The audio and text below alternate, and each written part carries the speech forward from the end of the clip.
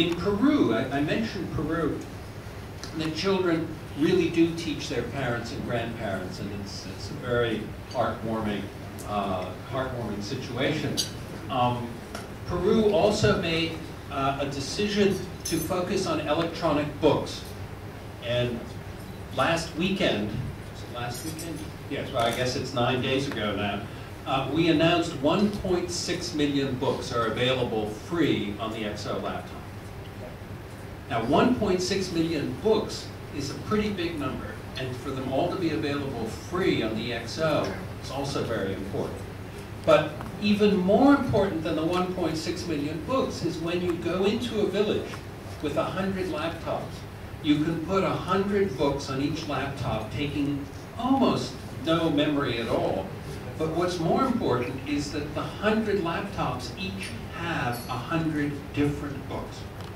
So when you go to the village, you've got 10,000 books. You and I didn't have 10,000 books in primary schools. And now African villages, like the picture in Ethiopia we saw a moment ago, have 10,000 books in the village. Now, that's just as books.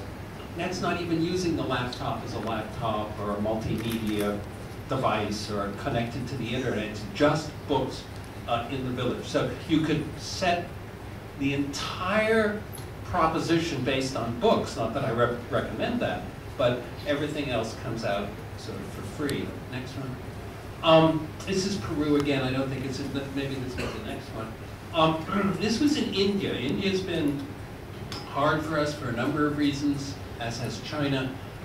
What they have in common is, of course, being very big. This teacher had been teaching all of his life with the children lined up in rows. They'd come in and they'd be sort of sitting there at attention, and it was really drill and practice. In other countries, not India, but in particular, I'll pick Nigeria, because it certainly happened in Nigeria. It was, the whole way of teaching was not just drill and practice, but one of the teachers carried a whip, literally. And if the child even moved, it was like swatting flies. And now this is the way this teacher teaches. And this teacher teaches this way and told me that he had never, ever loved teaching so much. The kids run to school. The parents are suddenly involved in school, which they weren't before. Discipline problems have gone down. In every place we've gone, truancy has dropped to 0.